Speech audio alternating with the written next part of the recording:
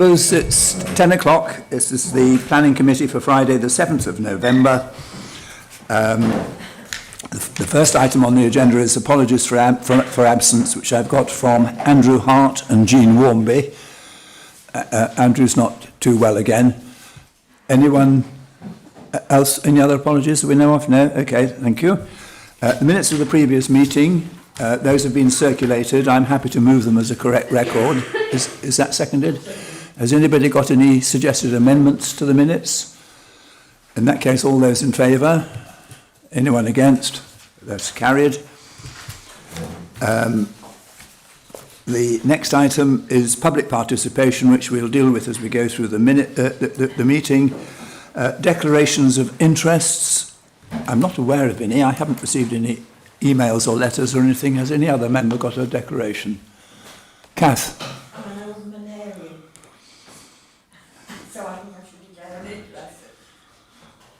Oh, is it their land or something? Yeah, well, I went to Lady Manor School, and I'm just saying that, do I have an interest in it there? Unless they own the land or something. No. I think you're fine. Right, so the first item on the agenda then is the agenda item 6, 42 dwellings and associated infrastructure at the land off Yeld Close. If I suddenly get up from my chair, it'll be because I'll be trying to watch it on the screen. I'll try it on here first, but I have a feeling it'll be better on the screen. Right, Adam. Thank you, Chair. Yes, this application is a major application for 42 dwellings and associated infrastructure let land off Yeld Close, Bakewell. Members visited the site yesterday, so some of you will be aware from that, but for members that weren't on site visit, this is the site here. So this is the sort of southwestern edge of Bakewell, and Lady Manors is up here. And this is Yeld Close here, and that's where the proposed access would come from. And this is Stony Closes here, which is mentioned in the report. And this is Stony Closes Farm, which is mentioned in the report. And this is Bakewell Methodist Junior School, which is mentioned in the report. So this is currently a green field, or green fields, and these lines here are dry stone walls. And obviously these are residential properties around. So this is the proposed layout. As you can see, 42, the main things you can see is the 42 dwellings with the access. This is Yeld Close here, which would bring in a loop round the site and end here. So there'd be no vehicle access to Stony Closes, but there is proposed pedestrian access through a path here, and then also two proposed pedestrian accesses to a footpath which runs along the back of these properties here. So that would join here and here. The other major things to note from this plan really are this feature here, which is the proposed sustainable urban drainage pond, and that's to deal with surface water, which we'll come on to later. And also this area is where the biodiversity net gain scheme is proposed. And finally, just a couple of other things to note is these trees are mentioned in the report, the only significant trees that are affected by the development, and there's some commentary in the report about how the design's been amended to mitigate any impact on those trees. And this feature here is a pumping station, which will be mostly underground, but it will have an access from the proposed road, and then a compound, which you'll essentially see a fence above ground as part of that. Yeah, thanks, Brian. Just sort of in terms of a policy context, the Bakewell settlement boundary, which is mentioned in the policy section of the report, runs along here. So this part where the houses is within the Bakewell development boundary, and the proposed pond is outside of that. So that sort of runs along there, just so you've got the context for that. This is just showing the proposed infrastructure, just the road, and most of the driveways are tarmac. There are areas of slabs, sort of pavers around people's back gardens, and then this is a pathway which runs through the site connecting to the existing footpath, which is gravel, and then this is a Grasscrete track just to give access to the fields. So obviously don't want to lose that, so that would come through here. Where currently the access to the field is here, you'd come down and get into it that way. This is part of the landscaping scheme, just to give you a flavour of that. So there is significant wildflower and wet wildflower planting here to deliver the majority of the biodiversity net gain. There is also a significant amount of new hedge and tree planting, which has been through consultation with our landscape officer. And in the site itself, you'll see that along a lot of the frontages of the properties, there are proposed hedgerows. There's trees within people's front gardens. And then you'll see in a minute the hard landscaping. So a number of properties have dry stone walls in front of them as well. And then around the back of the site and to the footpath, there'll be 1.8 metre high close boarding fencing. This yellow line here is the existing stone wall, and that's being retained. And then this purple line here is a post and wire fence around the proposed suds pond next to the farmhouse. And then this blue line is more dry stone walling, and this green line is dry stone walling with hedge planting behind. So that'll be the boundary with the farmstead. These are the street scene elevations, which give you a good sort of overview of what the development will feel like when you're on the site. I have got all the individual elevations in the presentation. I'm not proposing to go through them all, because that could take a while. But if there are any particular elevations that members do want to see, or if members do want me to go through them, then please let me know. I'm happy to do that. But as you can see, we've got a mixture of materials on the site which reflects Bakewell generally. You've got natural gritstone, natural limestone under pitch roofs, which will be clad with natural blue slate. And a few of the properties will have chimneys, and some won't.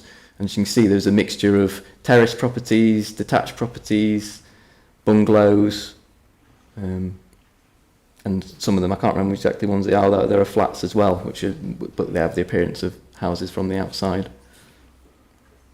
Just a final thing to note on this: these plans don't show solar panels or air source heat pumps. They are proposed. The developer will need to deliver solar panels or air source heat pumps to meet building regulations requirements, but the precise specification of those panels and where they will go will depend upon the regulations at the time and the technology, the best available technology. So these will have solar panels integrated into them, but the precise location and types of those panels is dealt with by a condition. So we have the flexibility of not approving something now and then having to go back and vary the permission. So I'll just go through the photographs quickly. On the bus we sort of slowed down to have a look at this, but this is the view from Yulgrave Road, and you can just see in the distance the farmhouse and the range of traditional buildings there in the distance. And then you've got the boundary wall here where the housing will be behind. And then, And then you've got where the suds pond will go. So that gives you an idea of the boundary. So this is obviously an existing urban edge to Bakewell, where you can see the existing properties along the sort of the ridge line. So this will be infilling this gap here and creating a new urban edge. And beyond that, you'll have the planting and the suds pond sort of projecting out into the bigger field. This is the view from the north side looking towards Stony Close, and that's number 24 Stony Close, which is mentioned in the report. So you can see the sort of character of properties on Stony Close there, terraces made from, constructed from limestone Davy block under tile roofs. And then this is sort of looking along that same boundary, along the back of the neighbouring properties. And then you can see the footpath which runs along here behind those properties. And then this is looking back the other way. So this is Yeld Close to our left here, and that's number 51, which is also mentioned in the report. And there you can see the footpath that runs down the back. And you can see the character of the properties there. That one's reconstituted stone rather than Davy block. And then that's looking into the proposed access. And again, you can see a mixture of materials there, some natural, some reconstituted, and the character of the area. This is on site looking back towards Stony Close's farm, so that's the farmhouse. which members will be aware of, I think, from a previous site visit, so some members will be. And this is the group of farm buildings themselves, which are a group of traditional buildings. So I'll just leave the presentation on there for now. I'll go through a couple of the main issues. As I say, I've got the elevations if you need them. One issue that's raised in the report is in regard to the Section 106 legal agreement. I won't go into that in that much detail, but essentially what is proposed is to to do a slightly different version of the agreement with a different mortgage in possession clause. So the applicants are wanting us to change our mortgage in possession clause as an exception for this development, and members should read that part of the report carefully, which starts at paragraph 94. There's potential implication there that there is a risk that the affordable houses could be lost to the market, but that risk we consider is very low because the land would be owned and managed by a registered provider who are regulated, and if they were to come into financial difficulties, we understand, and they'll be here to speak today, that they would in all likelihood be taken over by another RP. So the risk of that happening is very low, but it's something members need to be thinking about. Biodiversity net gain. This site is subject to biodiversity net gain, and it will deliver over 18%, which is above the 10% statutory requirement. We've had all protected species surveys we need, so we're satisfied the development will not harm protected species on the site or in the wider area, subject to some conditions to secure mitigations and enhancements, which will include enhancements for bats, birds, so that will include features in the buildings themselves, and hedgehogs. Trees, the scheme's be amended, and we're now satisfied that the scheme will not have an adverse impact on these trees, again subject to conditions. The applicant has submitted a revised arboricultural impact assessment and method statement to reflect the amended plans now. So there is a condition that's recommended to agree those details, but that condition can be tweaked now to just require those details to be implemented. Thing for members to consider is the impact on the setting of Stony Closes farm itself and archaeology on the site. Officers have recognised that will be harm to the setting of the farmstead, and there will be harm through the loss of the archaeology on the site. That can be mitigated by the design and appropriate boundary treatments, but that harm needs to be weighed in the balance. And officers have come to the conclusion that that harm is clearly outweighed by the benefits of the scheme, but that's an issue for members to consider. The layout and amenity. The layout's been changed through the scheme, so we've had positive engagement with the applicant, and that's resulted in amendments to the layout.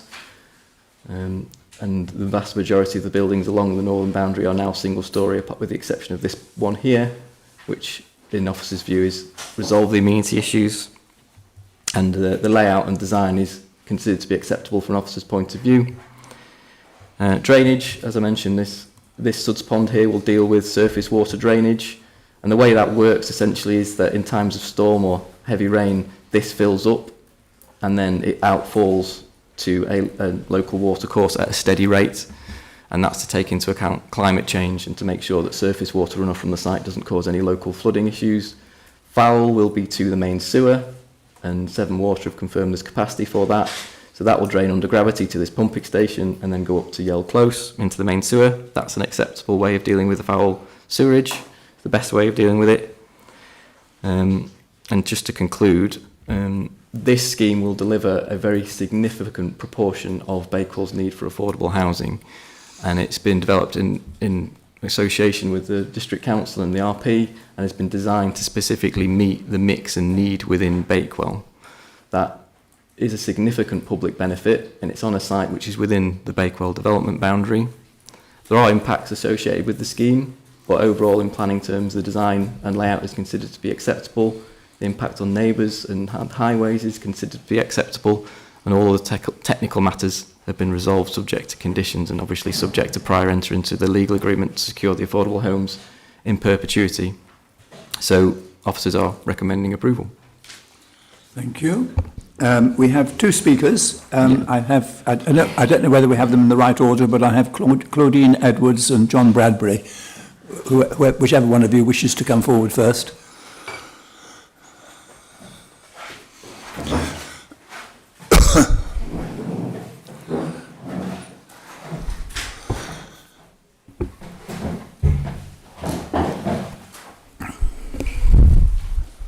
Thank you, Chair. Thank you, members. I'll keep this relatively brief, hopefully. Thank you for giving me the opportunity to speak on this application as the applicant's planning agent. My name is John Bradbury, and my background is, up until 3 years ago, working in local government development management, and that was mainly at Derbyshire Dales, and one or two members may recognise me. I became involved in this scheme initially through the submission of a pre-application proposal for affordable housing to the park. The housing mix reflects the results of the housing needs survey undertaken by and supported by Derbyshire Dales housing team. This pre-application submission was well received by park planners, and we've progressed with this application to meet local affordable housing need. We've continued to liaise with the planning team to maximise the quality of the scheme, and we briefed the Town Council at the officer's suggestion immediately prior to submission. I would like to thank officers for their help and willingness to work with us to reach a point where they are supportive of the proposal. So I'll keep my further comments brief, as you've been presented with a very comprehensive, fair and balanced report on the application which sets out all of the planning issues. There are, however, a few points I do want to cover. Firstly, I think it's important to recognise that the application site for this affordable housing is located within the settlement boundary of Bakewell, which is a sustainable location for residential development. As such, in principle, the development accords with policy DS1 of the core strategy and policy DMH1 of the development management policies document. The scheme is being promoted as an all-affordable scheme based on the results of the housing needs survey for Bakewell, and the ownership and management of the units will be taken on by a registered provider. This form of housing and future management accord with policies DMH1 of the development management policies document, and the occupation of the units will be controlled through a legal agreement to satisfy plan policies DMH2 and DMH3 of that document. The scheme has been refined during both pre-application discussions and through consideration of the application in response to consultee and neighbour comments. The finished form of development has addressed the issues raised and maximises the delivery of much needed affordable housing in a high quality development that respects its context and the built traditions of the area. The proposal can be accommodated without harm to the scenic beauty of the landscape, and when viewed from outside the settlement will assimilate comfortably into the townscape. Some harm has been identified. Oh, I'm nearly finished. If you can get to the end, we've got all morning actually, because we've only got. Are you okay with another continuing? application on this on the agenda? But if you can wind up as soon as you can, please. Right, I'll speed up. Some harm has been identified to the setting of Stony Closes Farm and to the potential archaeology on site.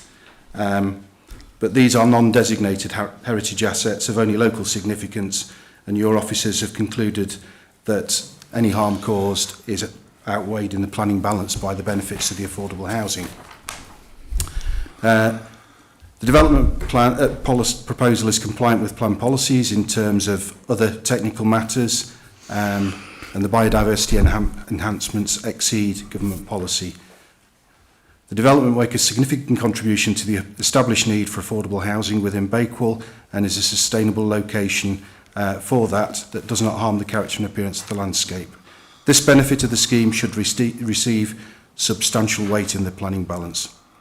Your case officer has concluded that the benefits of the scheme clearly outweigh the harm to the non-designated heritage assets engaged, and consider that accordingly the development is in accordance with the development plan when read as a whole. We endorse your officer's conclusions and look forward to working with officers in seeing this development delivered on the ground. Thank you. Thank you very much. And now I have Claudine Edwards. I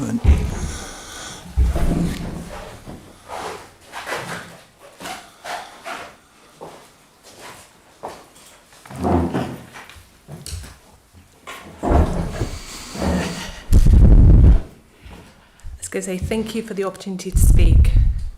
My name is Claudine Edwards and I'm the Development and New Business Manager at Nottingham Community Housing Association. I'm here to speak in support of our proposal to build new homes in Bakewell. At NCHA, we are committed to creating high-quality, affordable homes that meet local needs and respect the unique character of the communities we serve. This proposal reflects our dedication to sustainable development, community engagement, and long-term stewardship of the environment. NCHA is very invested in providing affordable housing. We have been around since 1973, and these days we house more than 20,000 people across the East Midlands and manage over 10,000 homes.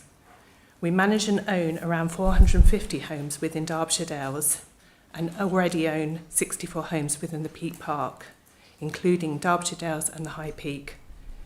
In July 2024, NCHA was graded the highest rating for financial viability, governance and customer service under the inspection by the Regulatory of Social Housing. We're very proud of this. This demonstrates our commitment to providing high level of accommodation and management of these properties. At the heart of this is a philosophy of strong partnership and a commitment to customer engagement, participation and influence. For this development, we are working in close partnership with Derbyshire Dales and MyPad, developing affordable housing, addressing the local housing need of the communities. The need for affordable housing was identified by Derbyshire Dales through a housing needs survey in spring-summer 2023. There were 53 households in total identified that were in need of housing that meet the 10-year local connection criteria of Bakewell. The survey identified housing need across all age ranges, but predominant need was identified for 1 and 2 bedroom accommodation, which included properties for young people and also level access properties for older people. There was a small but significant need for 3 and 4 bed houses for families. The mix of the homes proposed for this development reflects the need, but also ensures a balanced community is formed.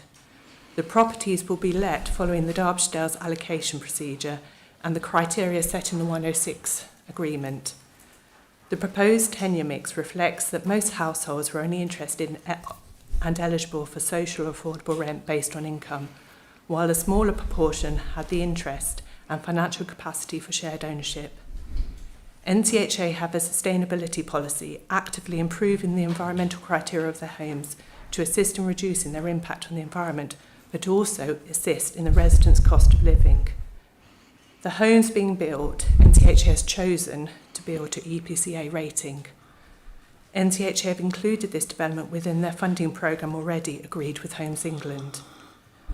The remainder of the cost of the development is raised through private finance by NCHA taking out a secured loan facility against their properties. NCHA is looking to provide affordable housing for local people through this development, responding to the local need of the community. Thank you very much. Members, we did a site visit yesterday. I think there were 6 of us there. We walked the ground every direction, actually, didn't we? And we know the site well. There's obviously a basic issue here about whether the site is suitable and the impact upon setting and so forth. And then I think what was striking us more on the site visit yesterday was detail. But where anybody wish to start on this? Right, Ken. Yeah, I've got a number of questions reading through it. I didn't go on site visit, I was busy yesterday back at Ranch. Can you confirm that EV charging sockets are now included in building regs? That's my first question. I believe they are, but Yeah. even if they aren't, we could include them as part of our condition. Yeah. Second is, how many children are expected to be produced in the lifetime of this development, and can the educational facilities in Bakewell, I'm speaking from experience, we've got policies what the developer pays for improvements in educational basis. We charge them £16,000 per child in primary and secondary, but we deal with quite a lot more than 28. And also, is there any public open space in the development? Okay, first question, I don't know how many children will be produced. We don't have a policy basis for asking for education contributions, and Brian might be able to fill in more for that, but my understanding is due to the quantum of development that we deliver, it just wasn't considered to be proportionate to do that. Yeah. I think that's something that's been looked at as part of the local plan review again. We did consult the NHS about any contributions for them, but they replied and said it wasn't a big enough scheme that they asked for contributions for either. Well, we don't ask for NHS because it's a central funded system, but education is funded through the council. Yeah, we don't have a policy for that at the moment. But yeah, I agree. I mean, Derbyshire Dales as well, for example, have a similar policy. So local planning authorities can have policies that require that, but we don't have that at the moment. And the last, well, it's more of a statement, it's a little bit of a problem I've got at home. The Suds Pond, will it be fenced and will it have life preservers, or can it have life preservers? Because most of the time it will have some water in. It will be fenced, yes. Yeah. We can have a condition on, if you'd like, to get the details of life preserver. I think that's reasonable, if members want that. Right, I've got Ginny Priestley next. Thank you, Chair. Yes, a few points on detail. The gardens in all of the houses look quite small, and in that there will be children presumably living there and visiting.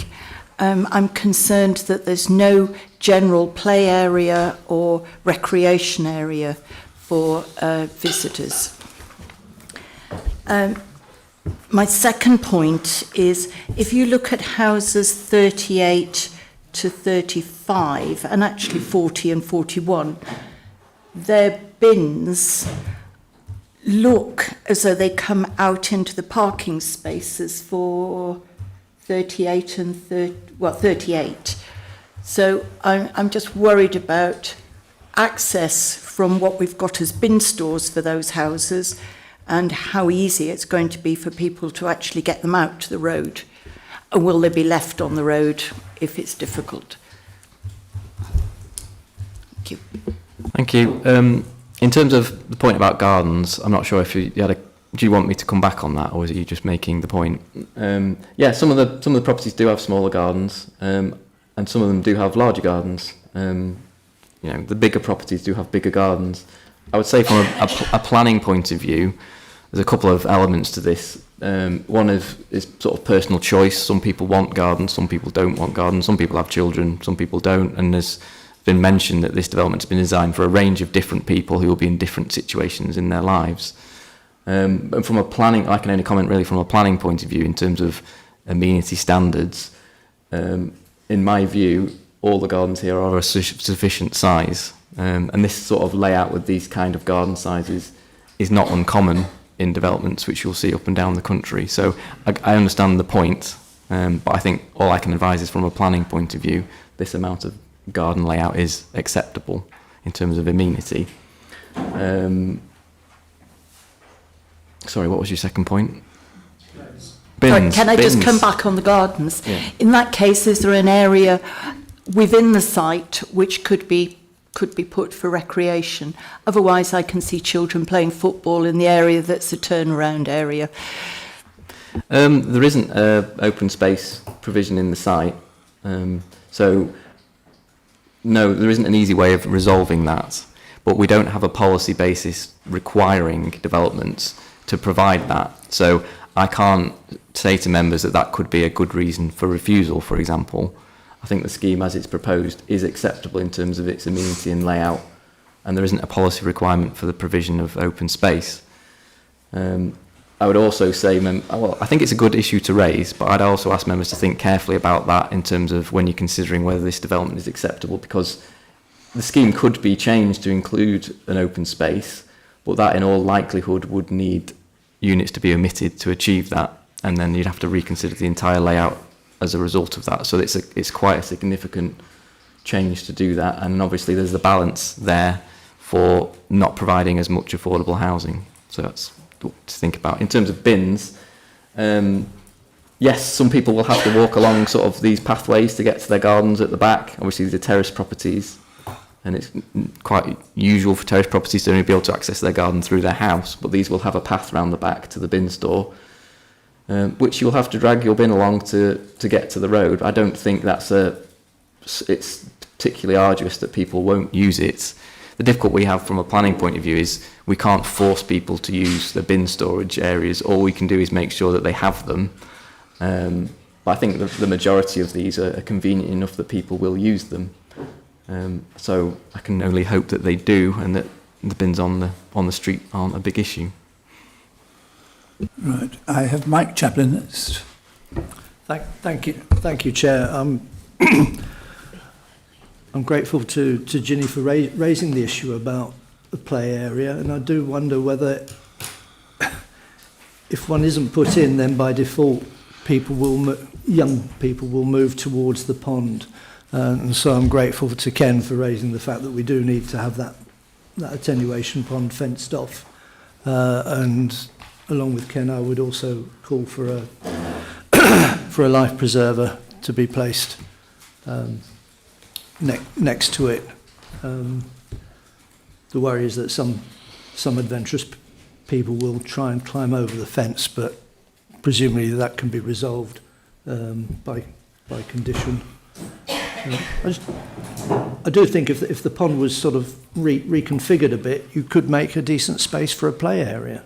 It wouldn't be too difficult to do, but on the whole, I approve of the application, and would ask the developers to go away and have a look at that, given what is likely to happen once the estate is populated.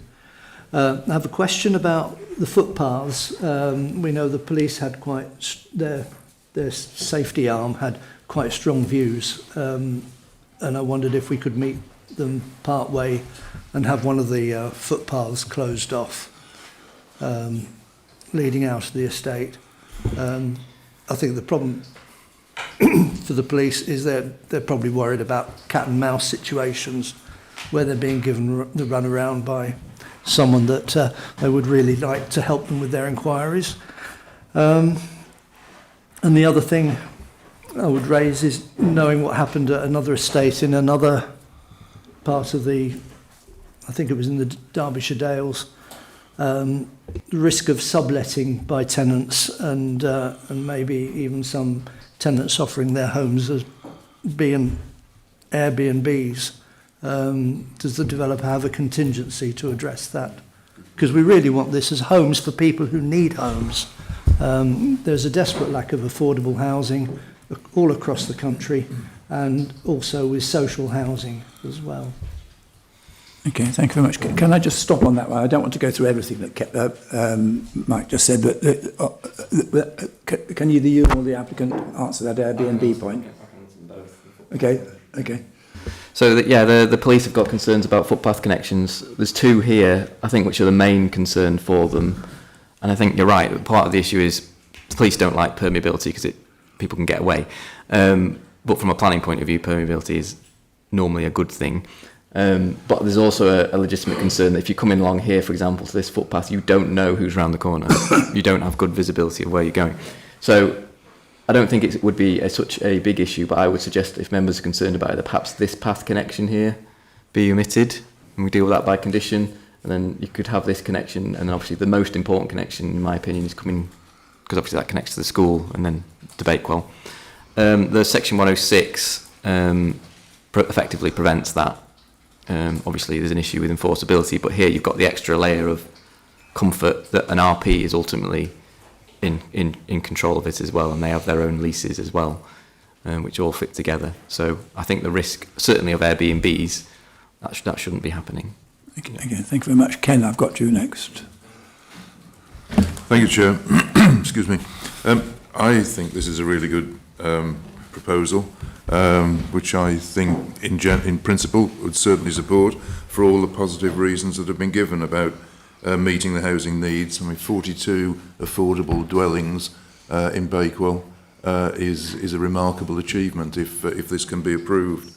I think the issue about gardens, I think, has been dealt with by our officers, but I do think we need to balance things like the car parking provision, which at one level appears generous to each property, but it does mean that level of car parking provision, which obviously would impact on what might otherwise be garden area, it means vehicles are off the street in the main, one would hope.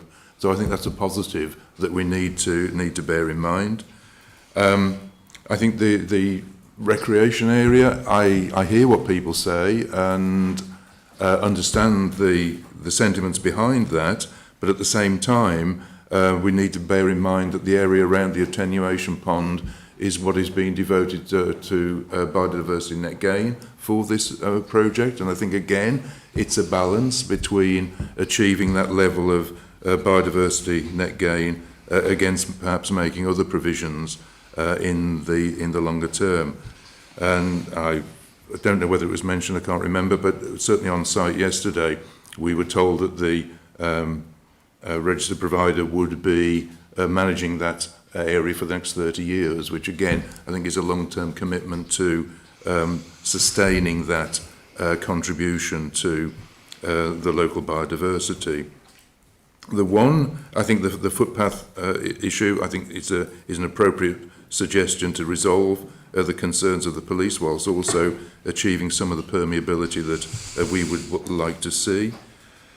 And the harm that has been mentioned on the non-designated heritage asset, which is Stony Closes Farm, I think again it's a balance between public benefit and the impact that is going to occur, and in some respects people might be surprised to hear, but I think that the public benefit does outweigh the impact on the heritage assets, both the upstanding buildings and any archaeological element that is contained within the field that the proposed development is going to take place. I think the one thing that hasn't been raised, that was raised in Adam's presentation, is the section 106 planning obligation that we're being asked to amend. I recognise that officer recommendation, I think, is that we should go along with that because the risk is low. I would ask, therefore, if the risk is low, why is it needed? But otherwise, Chair, I support the application. I've got Kath next, but do you want to answer that particular problem before we go on? Yeah, the reason why we've had the mortgage in possession clause that we've had is because the policy is that affordable housing should be retained in perpetuity. And there is a risk, albeit very small, that they could be lost and they wouldn't be in perpetuity. So that is the reason why we've had the mortgage in possession clause that we've had, yeah. Yeah, I mean, that was my understanding, that our condition is preserving our position. Why is it wanting to be changed in that case? And if the risk is low, if that change was accepted, if the risk is low, why is it needed? As my understanding is, it's about how you get your money and giving or satisfying the initial lenders that their asset is secure enough to lend the money on. That it seems to be the basis of it. Okay, but that hasn't arisen in things like the 27 properties on the other side of Lady Manors, or as I believe the Tideswell development. Why this particular one? The representative from the RP might want to speak on that specifically, but yeah, my understanding is it's becoming more of an issue, and it is, especially when you're looking at developments of this sort of scale, it is affecting the deliverability of them. So if that is the case, we as a local planning authority obviously have to think about that. Yeah. One at a time. I'm going to ask Ms Edwards if she make her, and then I ask Ms Edwards if she'll make a comment. You understand the question? Yes. Briefly, what's the answer? The request we're asking is for the mortgage in possession clause to alter to match what is the National Housing Federation standard, which is a national standard for that particular clause. The request, in some senses, come from the loan providers. We get a proportion of grant that pays for the affordable housing, but the rest of it, the government insists that we take out secured loan facilities against the properties. To enable us to do that, we have to have this mortgage in possession clause in. That's a requirement by our loan provider. In reality, our main loan provider is actually the government, because we take out government bonds against our properties. The reason it's altered since previous properties is actually, as you're aware, even with your personal mortgages, banks are becoming much, much tighter on what they're able to loan against, and they are shifting the goalpost. So for the last couple of years, they've absolutely insisted this mortgagee in possession clause is put in as part of the 106. Just to cement what the planner was saying, no RP has ever gone into receivership. We have, like I said, at the moment, we've got top regulatory standards with the regulatory standard body for RPs. If we did start slipping, if we go below a certain line, they step in and they insist that we are bought over by another RP in the country. That has happened only about twice in the last couple of years, but no RP has ever gone into negative with their loan provisions. Okay, thank you very much. I'm going to ask Angela to add to that, and then Bill, I have got you, but got other speakers first. Angela. Yes, thank you. I was just going to clarify that currently in our current Section 106 agreement, our mortgagee in possession clause requires a mortgagee to, if mortgagee was to take possession of property in order to realise their asset, they would take free of all of the protections within the 106. But then if they sold on again, if that then new occupier sold on, the protections would resurrect. In this scenario, that resurrection won't happen. It would all be free. But the protections that Miss Edwards has just explained is why we're putting to members that this could be acceptable in this scenario. Of course, it's a matter for you to decide.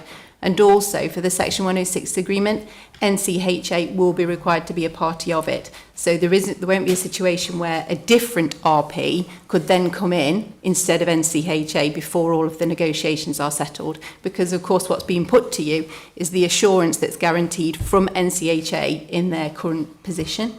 So I hope that helps. Okay, thank you. Okay, Dick. I've got Kath Potter next. Thank you, Chair. I feel I've got to ask a question or two, being an old Manarian. First of all, I think it's in a very exposed position, and in 1947, in the terrible snow, the school was closed for 10 weeks. I'd like to know that there are sufficient facilities available to address heavy snowstorms, because it's prevalent in that area.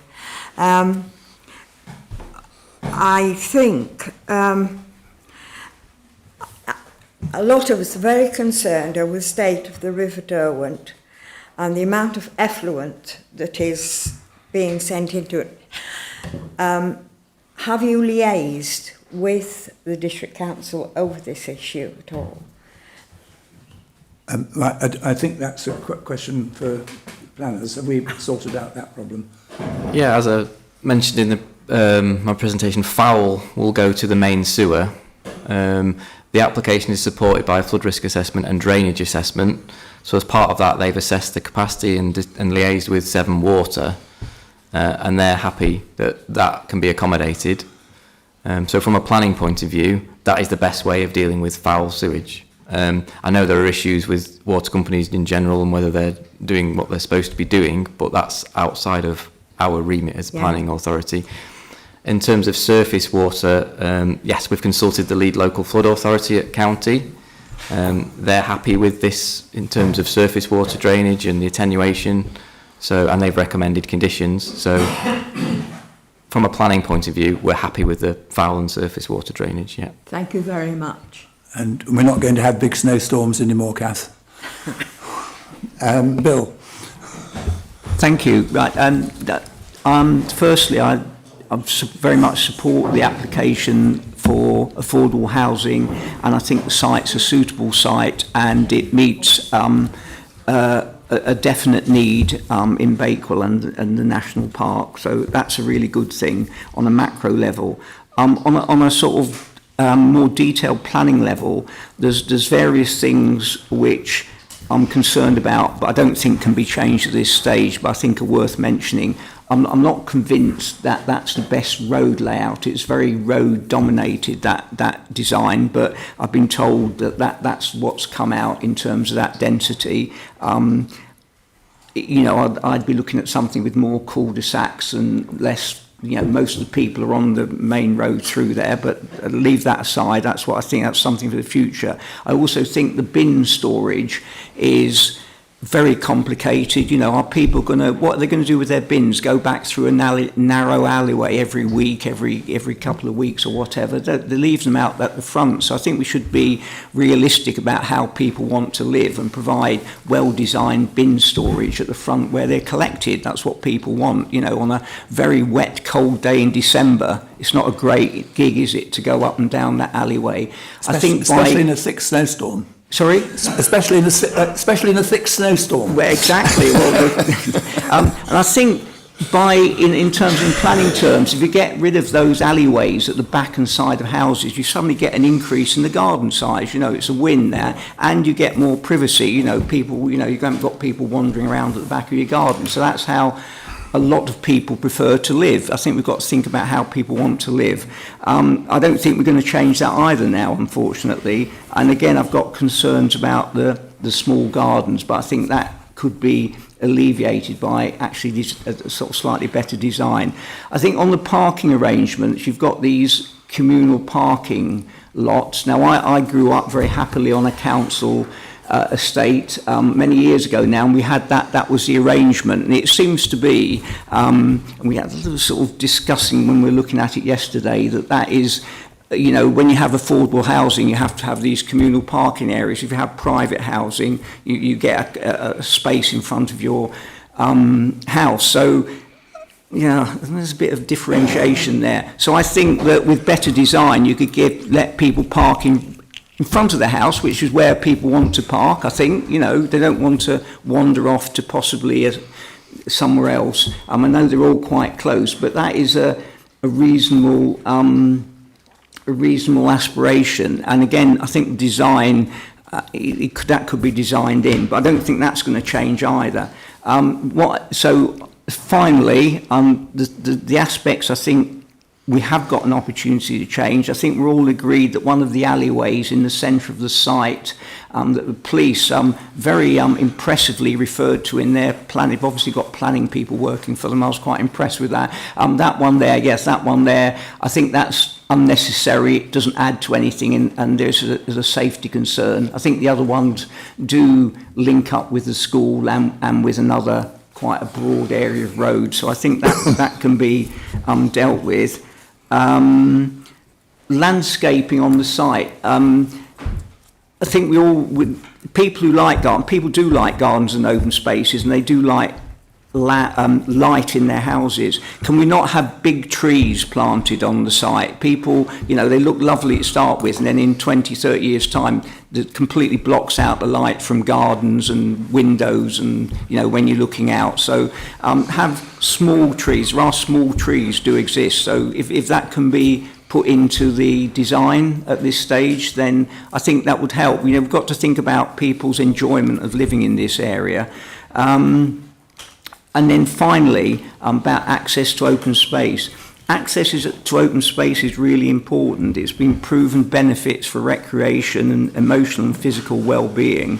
And it could be that some of the people on the site, as well as children, are less mobile. And I've worked out it's about 1 kilometre to the nearest public footpath that goes into open countryside, because you've got to go out of this area, up a road, along a slightly more main road, and back on yourself. Now, it is often the case in rural areas, ironically, that access to countryside is quite difficult. You know, you have a small garden and it takes a while to get to the open countryside. I think this could be mitigated by providing some of that biodiversity net gain area, by having an area of open space where people could congregate, enjoy just walking into a slightly communal, open, wooded area. And I think that's pretty well essential. There isn't anywhere area like that nearby for the people that will live there, and I think that's absolutely vital. I think we must address that today. Biodiversity net gain is important, but people's health and well-being, physical and mental, is also important as well, and I think the two can be combined in that area without the water feature can be dealt with the right planting and so forth. So people can stay away from that water feature if we think that's dangerous. But I think some access to that area there for people, some open space, even a small amount of open space, so people can go and meet or congregate or play some games or whatever. It doesn't have to be a big area. I think it's absolutely essential. So I'll finish on that point. And I hope we address that before we finish today. Okay, well, we'll come back to that. Melandra, you wanted to speak? Yes, I completely agree with all that Bill was saying. And I would just like to add to that. It is inevitable that children will be drawn to that pond. I was a child who grew up in the countryside and did a lot of messing about with water and making toy boats. I was going to ask what else is inside that that area. I assumed it was a grassy area for people to take part in some form of recreation or be able to enjoy. A suggestion of mine would be that there was something that people could benefit from, that little community could benefit from within that area. Some space to play and sit, maybe. What about some fruit trees? Okay, thank you very much. Right. Martin, then I'm going to say something after you, and then we'll try and wrap it up. Right. I welcome the prospect of having a reasonable number of single-storey affordable accommodation, which there is a significant lack of within the national park. I do have concerns over both the density of this proposal and and some of the layout, particularly the parking, which is at the lower level of what we consider acceptable for this side of development, particularly as some of the parking spaces seem to be double parked. What we need to realise is that some of the single-storey accommodations going to be for older people who are going to need carers, are going to have visits from families and so on. And I'm slightly concerned that we're going to finish up with significant parking along the roads. And if you look at the layout, where there is space for on-street parking or possible space for on-street parking, it's typically in relatively dangerous positions. So I think we need this could be looked at, and also people have pets. They need so the dogs need walking and so on, I'm afraid I was away. I didn't get back in time to come on the site visit yesterday. I was in France and had some car issues. But in picking the cat up this morning, I think I saw the site from a distance, and it is surrounded by farmland. So opportunities for even basic exercise are very limited, and it is quite a long way from the centre of Bakewell, and is a very steep hill. Thanks. Okay, thank you very much. Right.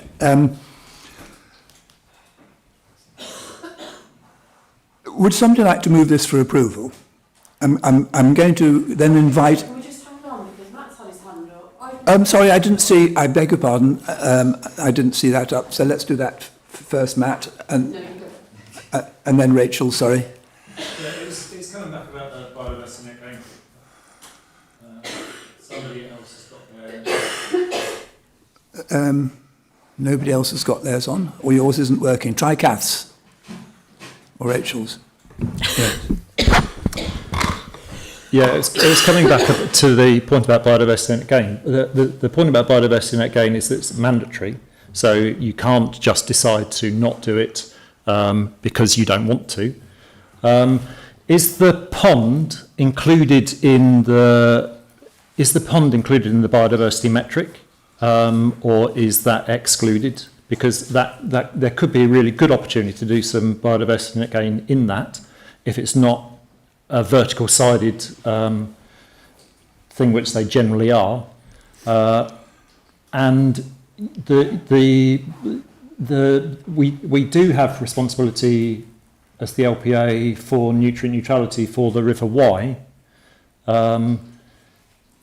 which my guess is that has been considered, and Derbyshire, because Derbyshire Dales are definitely working on that, and High Peak are working on that. But have we managed to? Have we had conversations with people about that, and it's not an issue? This entire area here, including the pond, is part of the biodiversity net gain metric, and the pond is not actually that steep-sided. So there is, I think it's called wet mix wildflower planting in there. So that's part of the metric. Yeah, that whole area is. This site isn't affected by nutrient neutrality. So in terms of habitat regulations, we've consulted Natural England, and everyone's agreed that there's no likely significant effect of this development on designated sites. So nutrient neutrality isn't an issue for this site. Thank you. And can I come back about the BNG? Access to nature. One of the things that we see at District Council, where we have significantly more development, is that areas of grassland which are sort of included in biodiversity net gain metrics are managed really poorly for biodiversity, because they go to a management company which just mows them like for recreational grassland. And so, I think we've got to be really clear that this, that informal recreation in this area, for people to have access to it, is really important, but it is not a recreation. It's not there. You can absolutely have access to biodiversity as a key recreation feature, but how you manage it is really important. And for that to have the mandatory effect that it needs to have, that needs to be its primary purpose, because otherwise you'll end up with it being managed as a football pitch, and that isn't appropriate to be compliant with the BNG requirements. Okay. Rachel, sorry. Yeah, you'll just have to bear with me because I'm kind of losing my voice. I just wanted to return to the conversation about landscaping, because we've had snowstorms, but in reality what's going to happen in the UK is we're going to get hotter and drier, and our own predictions, the National Park's been running some predictions around what our climate is going to look like. So in 2060 we're going to be like sort of mid-France. By 2100 we're going to be like northern Spain, so dry, arid. So, Bill, I totally get your thing about trees and light, but also we've got to consider trees and heat risk of putting more buildings without having appropriate vegetation to help mitigate some of that heat risk. And I would totally want to highlight that having biodiversity in a landscape absolutely is beneficial for people's health and well-being. It's actually totally interlinked. So those two things, we don't separate them out. So it's not an either or. We're providing biodiversity for people's health and well-being. And I just want to ask a specific question about the monitoring of the BNG delivery. So the metric is showing an 18% BNG. How are we going to make sure that actually gets delivered? Practically, there are two things. There's a planning condition requiring a habitat management and monitoring plan. You'll know more than me. I think that's what that stands for, which covers the actual mechanics of the monitoring that will happen at certain points over the 30 years. That will be agreed with our ecologists. The 106 the second part of the 106 is to secure monitoring funding for that. So the developer will pay us, and we'll hold that money and then use it over the 30 years. Most of that will be the landowner conducting reports and surveys and submitting that to us for our approval, but part of that is also our officers going out and checking it ourselves, which is obviously important. But yeah, that's practically how it will work. Yeah. Okay. I think what I'll do is invite somebody to move this for approval and second it, and then I'm going to go through the various issues and treat them as amendments to the motion as we go along, so that we can get ourselves absolutely clear as to what's happening. So Ken and Mike, you have well, that has actually, they've done it together. That's fine. That's now moved. So can I deal with the first issue, because I'm going to pick up Bill's point about the need for some sort of open area where people can sit or the kids can play. We're not talking about football pitches, I suspect. Are we saying, and I'm going to look to you two here as well, that there is no capacity for putting something like that alongside the area that's set aside for biodiversity? Can those two live together, or are they mutually exclusive? Chair, with respect, it was stated when I mentioned that we haven't got a policy for it. Because in Barnsley, they provide 15% public open space. We haven't got that policy, so we can't enforce it. That's a very good point. I think that answers your point, Bill. Doesn't it? There's no policy. There's no policy, but it's a good, in terms of good planning, there's a reason to do it, isn't there? We you know, I don't. Okay, yeah, if because there's no policy we can't do it, then that's a massive failing, isn't it? Because in terms of good planning, I'm sure in terms of design and general well-being, there must be some consideration that we can do that by consent. We've got the area exists, it's how it's used, isn't it? It's not, I don't think we're not having to get another area. There's a huge area, quite a big area there, and we're asking for a small bit of that to be accessible for people to meet up. Right. And we're not talking about football pitches. You can have grassed areas that are, you know, cut at the appropriate times. You can have an orchard, trees. You can have places, a bench or a couple of seats. You know, they would be fantastic, won't they, in that area? Because the only alternative is a long way away, you know, a kilometre away to Bakewell Town Park, or longer probably. Or we've got the message, right? Ken?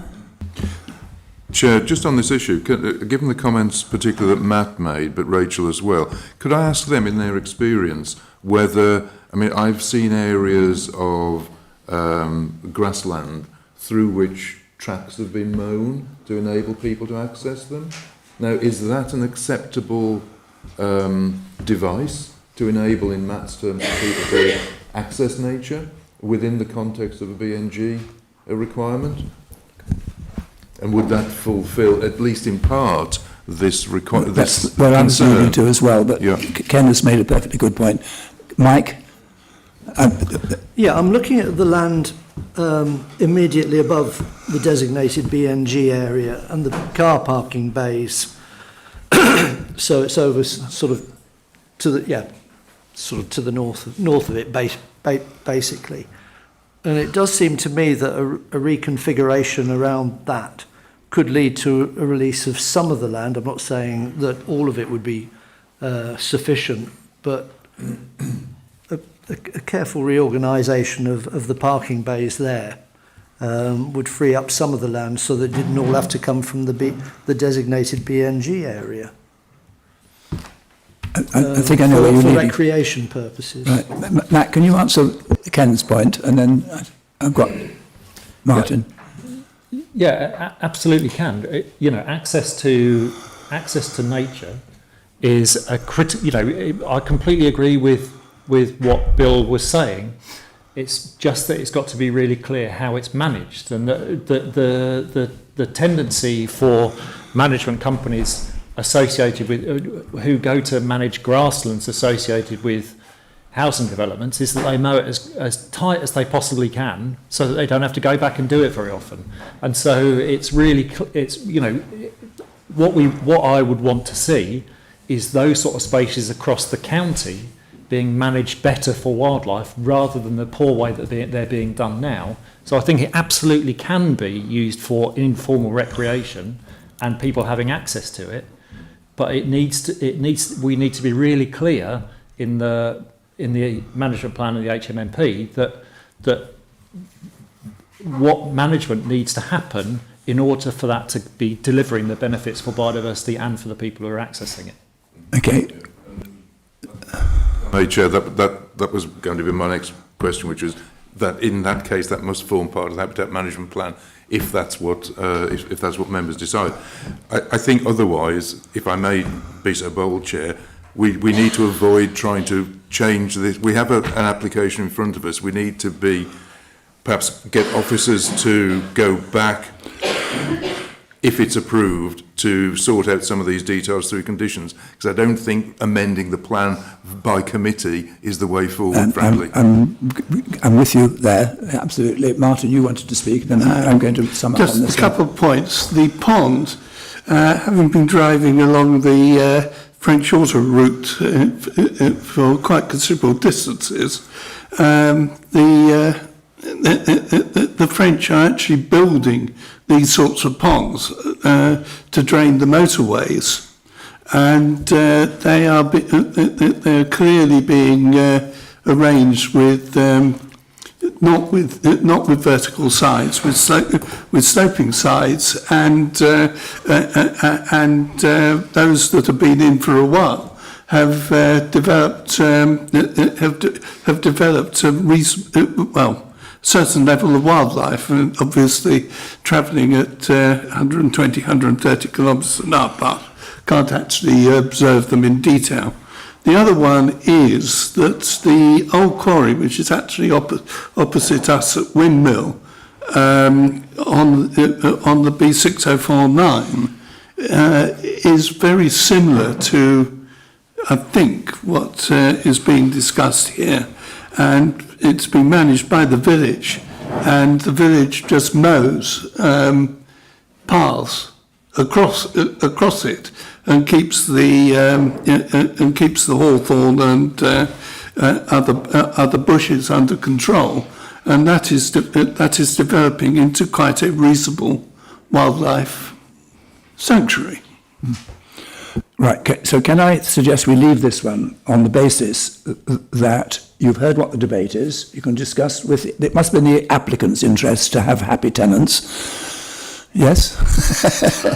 And when you come on to discuss the details of the biodiversity area, you bear that discussion in mind and see what you can come up with that puts the two things together.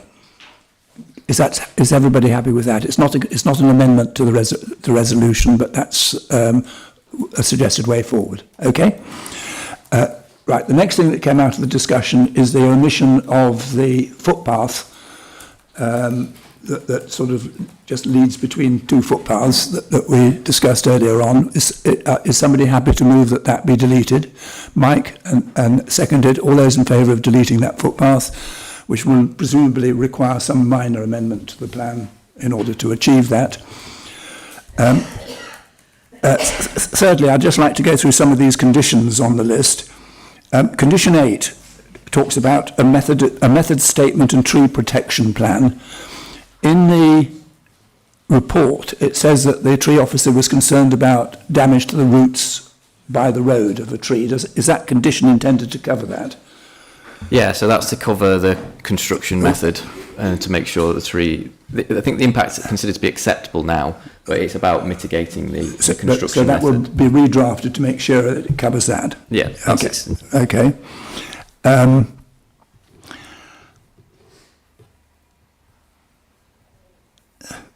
What I'm not clear about is whether condition 15, the approval and implementation of measures to mitigate climate change, is that to approve the solar panels and or heat pumps, or is that something else?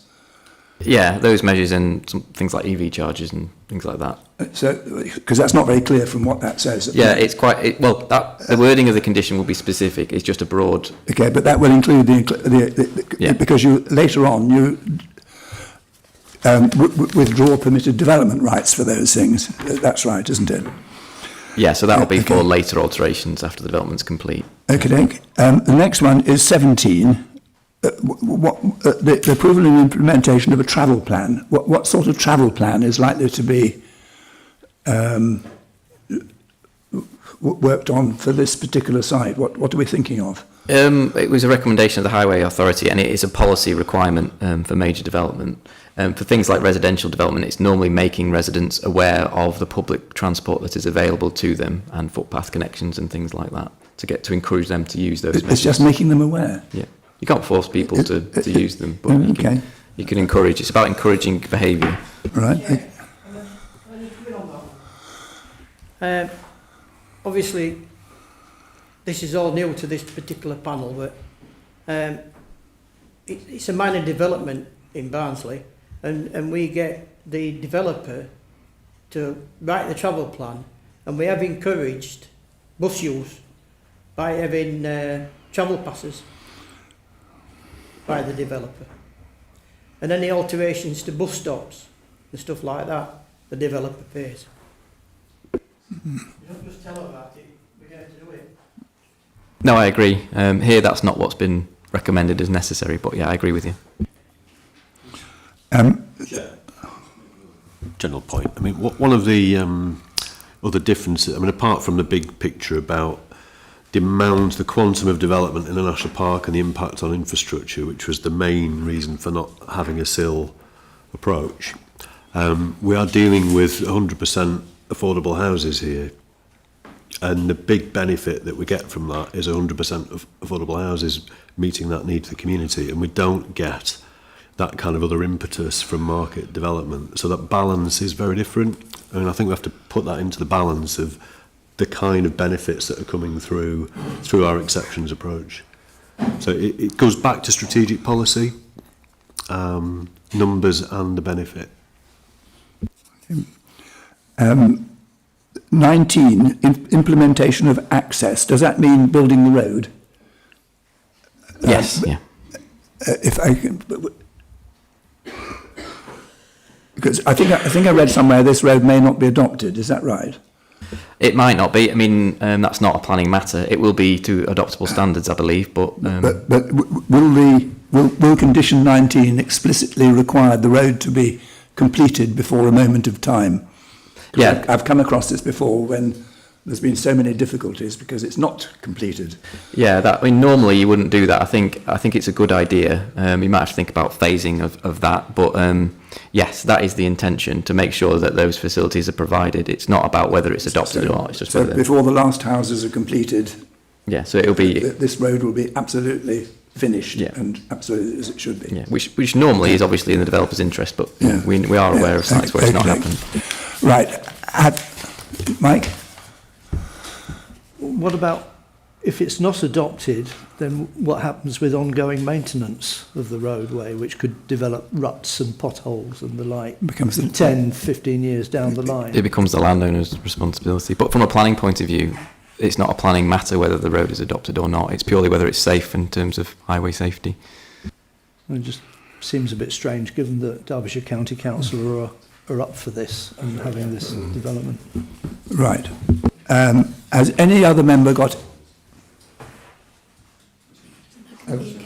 Oh yes, a condition, there's Ken Richardson's issue about fencing and safety around the pond as an additional condition. Is that accepted? Okay, thank you. On that basis, with those two amendments and one rider, all those in favour of approving this development? Those against? That is carried. Can I just add to that, though, that I think what Bill said struck a lot of notes around the table. It certainly did with me. I think, in a sense, we've been a bit hamstrung here by not having a clear view about how we should address these larger estates, because they're not something that comes before us very often.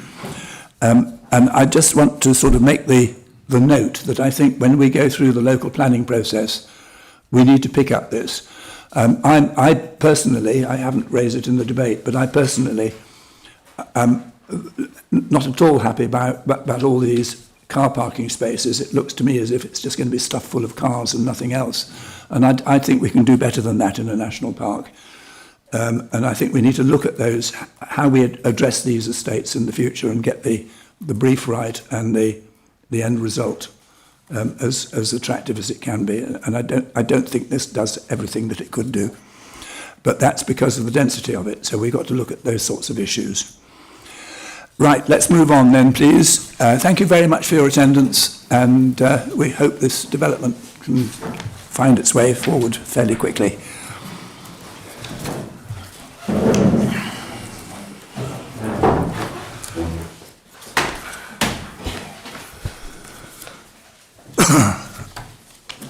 The next item is, I think it's page 77, isn't it? Yes. Agenda item 8 on page 77 of the agenda. Sweetbriar Cottage, Conksbury Lane, Yulgrave. Thank you, Chair. Okay, so this application seeks planning permission for a single-storey extension to a converted barn known as Sweetbriar Cottage in Yulgrave. Application has been referred to committee as the Parish Council supported development, contrary to officer recommendation of refusal. Okay, so the building is located approximately 40 metres to the east of Conksbury Lane. So this is in Conksbury Lane here, and the dwelling we're looking at today is marked here in red. The access from Conksbury Lane is here. The site is, well, the building itself is within the Yulgrave Conservation Area, with the north elevation actually forming the boundary of, forming its boundary. The building itself is deemed a non-designated heritage asset. Okay, so we'll move on to the existing and proposed block plans. So you can see dwelling here, the access here into the site. To the south is the former farmhouse, which the barn used to serve, just here. To the southwest, there are 3 two-storey converted barns. Again, you can see the top end here. Together, these buildings make up the historic former farmstead. These former barns, along with this building we're discussing today, were converted within an original shell following the grant of planning approval in 1999. In the proposed block plan, you can see the extension, which would just project outside of the conservation area. Okay, just briefly move on to the existing floor plan. Pretty self-explanatory, really. It's very simple internal layout. And the proposed floor plan, you can see the extension projecting off here, and it was to provide a dining area. So we move on to the the proposed elevations. I think there's been a slide missed off, but yeah, you can see the simple linear form of the building. So this is the front elevation, and then this is the rear elevation here. Now this element here is the extension. We look at the rear, and then if we look at the other elevations, we look at the side elevations here. So this is from the west elevation. This is the projection here, and then the east. You can see the projection here.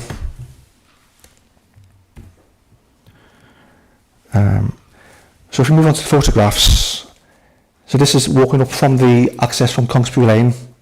You can see the two-storey barn conversion to the left of the shot. Conksbury Lane is behind us at this point. You can see the blank elevation of the east elevation of the barn, converted barn that we're considering today. And this is the front elevation of the barn. This elevation will be unchanged, but the photo further illustrates the context of the site and the fact that it has retained its historic agricultural nature or character. Now this photograph is taken from the open field to the west. So again, there's two-storey adjacent barn conversion here, and the building that we're looking at today is here, and the extension will be projecting where I've highlighted. So this is a closer view of the rear elevation, and again the extension would project here just short of this narrow window opening which is here.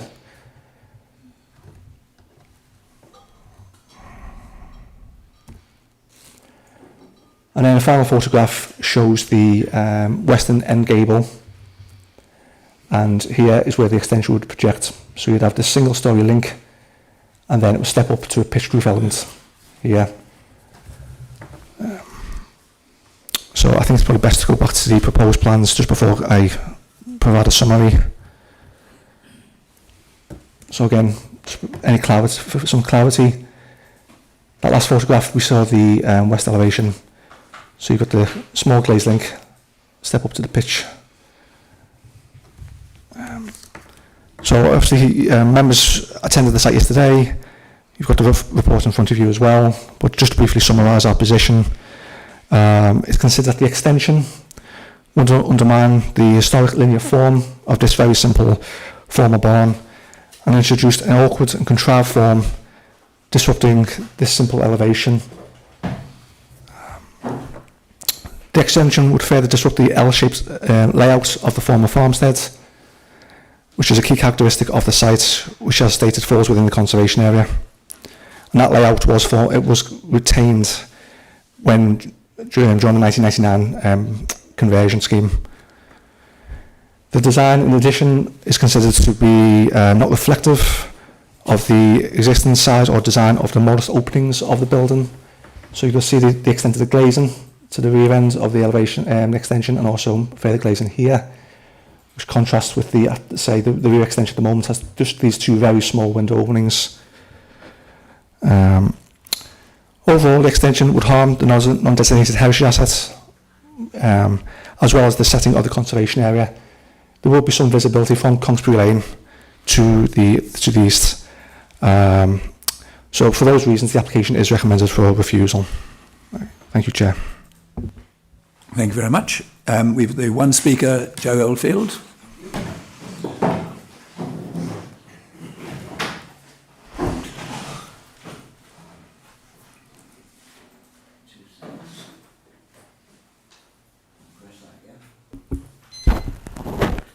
Right, members of the committee, thank you for the opportunity to speak today. We have taken much deliberation and many design options to get to what we believe is an acceptable solution to our clients' not just wants, but essential need in creating more space for themselves and their extended family. As discussed at the site meeting, the dwelling is within the conservation area, but the extension is not. Ulgrave Parish Council fully support this application and find it in keeping with the surrounding properties. Main issues. Firstly, the principle of whether extending the converted building is acceptable. Your policies state extensions will be permitted provided that proposal does not detract from the character, appearance or amenity of the original building and its setting, or dominate the original building. I believe we have ticked all those boxes.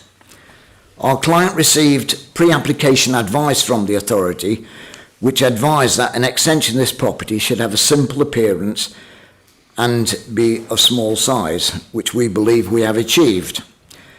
Secondly, the impact this extension will have on the character and appearance of the building, its setting, the conservation area and the wider landscape. This building forms part of an original L-shaped farm complex along with the farmhouse. When viewed from said farm and the dwelling house, the conservation area and the wider landscape, this extension is not seen from any of these, the main view being the east elevation from the road. The extension is a smaller twin version of the simple main solid gable constructed in natural limestone. The extension is also set back more than 10 metres from that main gable. Lastly, the design. We didn't receive the authority's detailed reasons for this, the objection to the design of the extension until we received the committee report last Thursday. We discussed these with our clients and amended the drawings to try and address those issues, and submitted the amended design to the authority last Friday. We were told on Tuesday this week that it was too late to have these, too late to amend the proposal. We understand this and why it is too late, but it is disappointing that we were not given the detailed reasons earlier and given the opportunity to address those issues by amending the design. We believe that both proposals are sympathetic and represent a simple, modest extension, and if the committee are not minded to approve the proposal before you today, we ask you to consider deferring this application to give a chance for the amended design to be considered. We thank you again for your consideration. Thank you very much. Well, we did a site visit yesterday, and we walked the ground, as it were, and I think those of us who were there will have drawn conclusions. Bill. Thank you. I think there's a number of issues. Yes, I went on the site visit yesterday, and we're aware of a revised plan which shows, I seem to recall, more stonework, more in keeping with the original building. This is part of a larger barn conversion area adjoining, and none of those barns have had none of that barn conversion has had an extension as yet. I think that some additional work could be done to mitigate this extension, such as an enclosing wall to the it would be to the east, I think, of that rear area and the parking area, between where it says yard and parking spaces on that map, somewhere there, and that would soften the effect of any extension. I'm also quite on a general principle quite interested in the fact we should be looking at making conversions to residential accommodation acceptable as modern living spaces, and not necessarily follow slavishly existing openings and making conditions quite light and potentially oppressive for residents. So we need to look at that. What is the overall effect of the appearance of that building within the wider landscape? This is a built-up area where you expect buildings. It's not in the open countryside. I think that would be a different matter altogether. It's not a prominent feature in the open countryside. So I think we should look at some mitigations there. In summary, I think we should move to defer, because there is another scheme there, and look at some of the mitigating features I've mentioned, particularly a wall, which would have the effect of softening the extension, but also allowing for some bin storage to be incorporated, because I think that's an issue that's going to come up. We ought to think about that, how to not have a world full of bins, really. So that's my final remark. Thank you. Thank you very much. Mike? Yes, thank you, Chair. I was also on the site visit yesterday, and I would like to second Bill's proposal that we defer this application to consider the further changes that the applicant made. So only half of us have seen those, which is unfortunate, and they were set out on a board at the time we went to visit. Because the main objection, as I understand it, is the amount of glass that had been put into the two things on that. Although Adam might disagree with me and tell me there's a bit more to it as well. I think if we're going to defer it, it has to be carried with it an understanding that we're happy to have an extension there. But Adam will have a view of his own on that. Well, in my view is one thing, but I think there's just want to say there's two issues from officers' point of view. The first is the size and shape of this extension.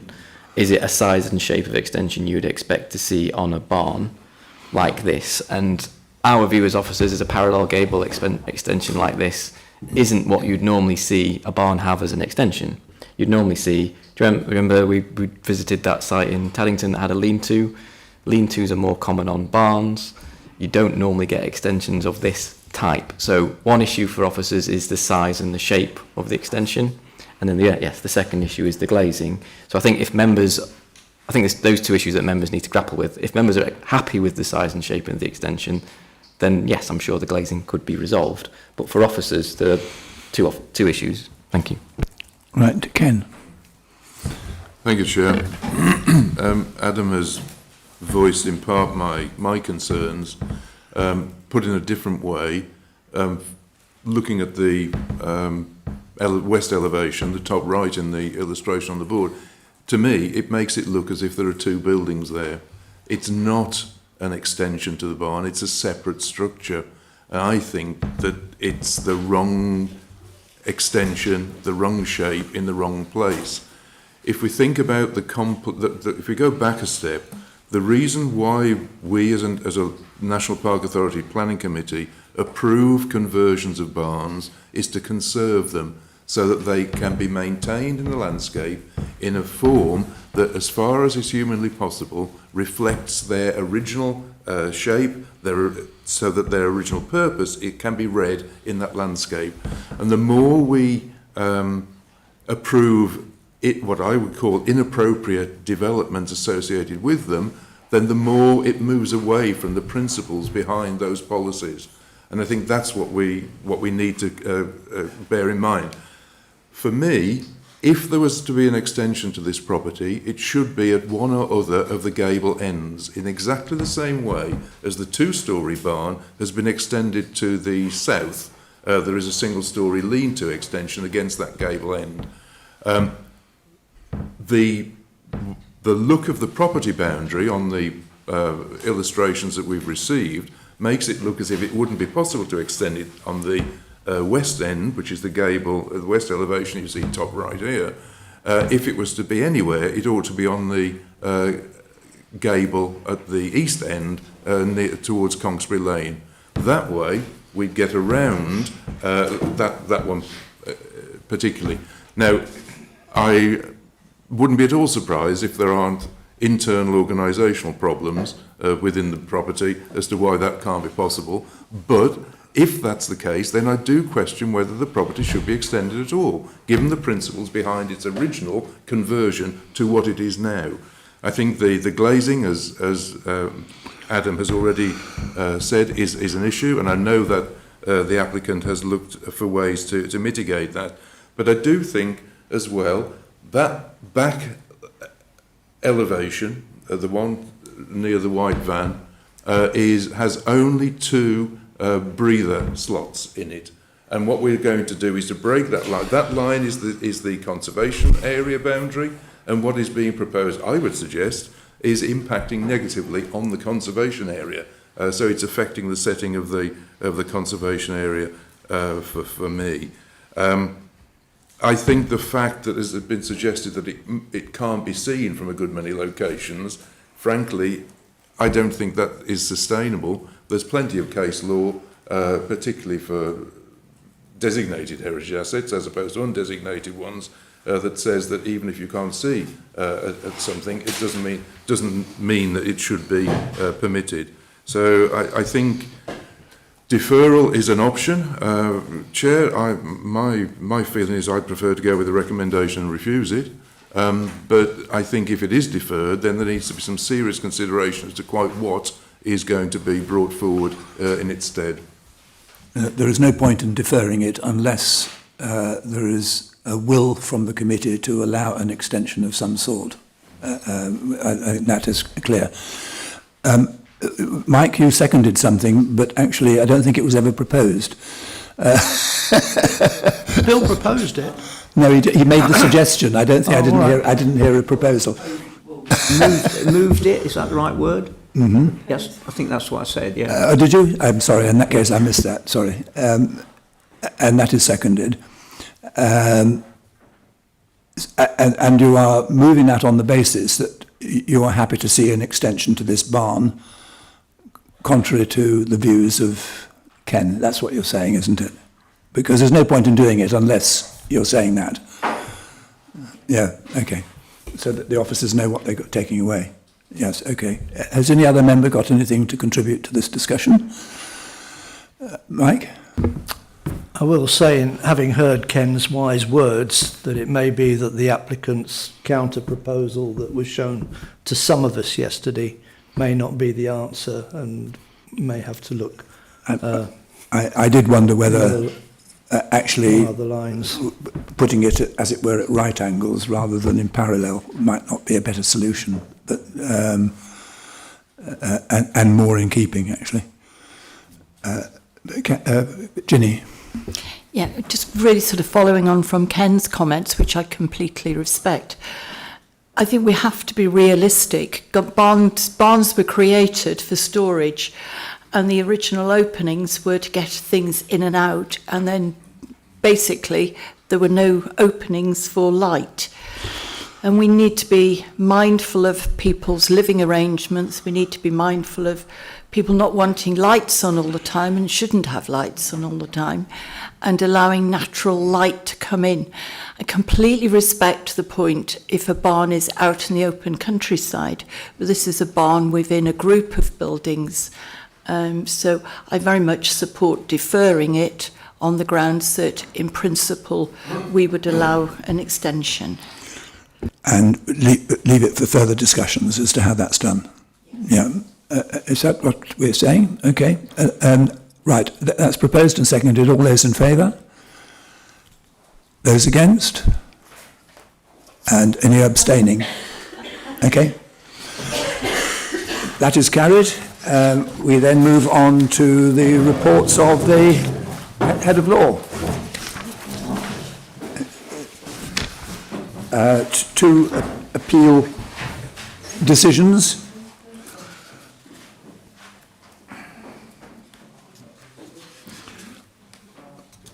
The one in Bakewell was one that we refused against officer advice, and we've won it. But I was actually interested. With particular reference to outlook, is not normally a reason that you can put to win an appeal with, is it? Have I misunderstood something there? No? Okay. Reference to what? At the bottom of the page. Yeah. It says the proposed development would have an unacceptable on the living conditions of neighbours, which I understand. And then it goes on to say, with particular reference to outlook. Well, view is not a reason normally. Do you think that have I got the argument right? That was one of the considerations. I think the inspector was concerned about the proximity of the building, and mainly the outlook was a factor in the inspector's conclusion that it would be overbearing, which is a normal consideration. But yeah, you're right. Normally, loss of private view isn't usually a reason for refusal. I think this was one, I was on a site visit with a number of colleagues here, and I know the officer recommended it for approval, and it's not to disrespect their decision. It was very much having more eyes on it. We just had the feeling that, it just wasn't appropriate. Bearing in mind there were lots of other places to put that building within their plot. Where the choice of position wasn't appropriate. I think it's a good example where we can, as a committee, make that difference and for local people. And the inspector obviously, agreed with that. But and that's not to disrespect the planning officers. It's just having a lot of extra eyes on it. So I just wanted to say that, really. Thank you very much. Any other comments on that? Do we note the report? Okay, thank you. And that concludes the agenda. I've been asked to say, if anybody